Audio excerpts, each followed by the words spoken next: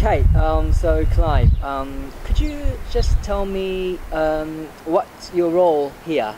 Yes, I'm the visitor engagement manager, but I also do guiding in the house. So that's my greatest love, I suppose, is actually when I talk to visitors. And of course we get visitors from all over the world coming to the birthplace. So we're in Shakespeare's Birthplace. What can visitors expect here? What they can expect is to see the house how it would have looked when William Shakespeare was a young boy of 11 years of age. So we take the visitors back to 1575. So they walk through very much a family home. His parents were quite wealthy, especially compared to many other people in Stratford. So it's a much larger house than people were living in. It's a house that has beds. Now beds were still quite expensive and quite unusual, so visitors will see beds. They'll be able to walk on literally the floor William Shakespeare would have stood and walked on.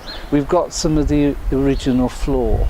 Most of the house was built in the 1530s, and of course I suppose the focal point of any visit is the room where we believe William Shakespeare was born. So there's a room which is known as the birth room, and has been known as the birth room for at least 300 years. So that, for people who are real Shakespeare fans, is the holy of holies, really, to stand in the room where we believe Shakespeare was born. And of course it would have been the parents' bedchamber. So visitors will walk through the house. There are guides. Some of them are in costume, so they can get an idea of what people would have worn. We also have a pool of actors, so they can also hear some Shakespeare. So they go through the house, through the birth room, they'll come back downstairs, look at a kitchen, and then in the summer they've got obviously a lovely garden that they can look at, and that's often where the actors will be performing. And then there's a cafe, and of course there's a gift shop. So there's quite a lot for visitors to see.